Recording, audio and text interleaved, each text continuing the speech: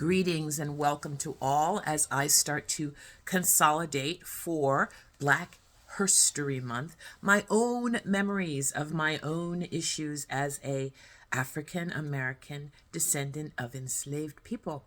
And I'm talking right now about my first draw towards becoming a doctor.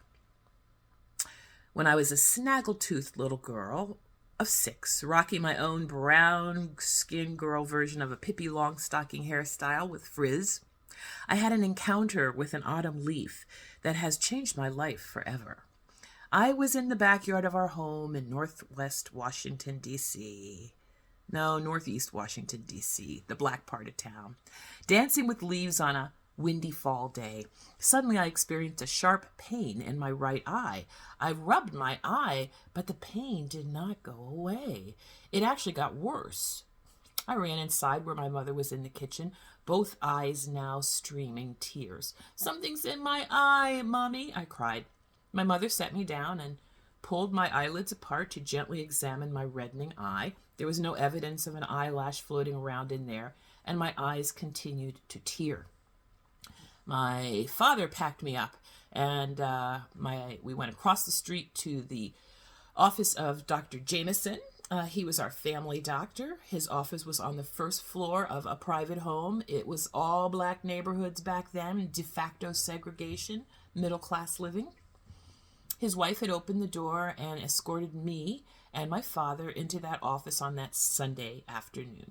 He set me in a big chair and attempted to flip my eyelid with the edge of a Q-tip, thinking that I might have a foreign body in there. Well, that was when I turned into a tiny, whirling divish of a demon and refused to let him anywhere near me. I kicked. I screamed. He was a gentleman who was not persistent in trying to control me for longer than about 5 minutes. But of course, that felt like an eternity to my 6-year-old self. He sat me down with an exasperated look at my mother and pulled out a prescription pad and wrote some words on it. He handed this note to my father or my mother. My mother didn't drive, so it must have been my father who was with me, and advised him that he would need to take me to Children's National Hospital, that's in the white part of town, for a more complete eye exam. He could not assess me further in my frightened and oppositional space. That trip was the first time that I had ever been into a hospital. I remember fluorescent lights, bustle of many people in the many hallways and corridors, the smell of alcohol everywhere. I was not fighting any longer. I was fascinated with this strange environment. The doctor had suggested that I needed something called a slit lamp exam of my eye. And all I had to do was sit in another big chair with my chin up against a metal contraption and my head up against the top of that contraption while a technician moved lights back and forth across my field of vision. I had no foreign body in my eye, but apparently one of those dancing leaves had brushed against my cornea and left an abrasion. That was the pain I was experiencing. Corneal abrasions self-heal. I was sent home with antibiotic ointment and a white patch over my eye. The next day in my kindergarten class, I was the center of attention for show and tell. I only wish that the patch had been black so that I could really feel like a pirate.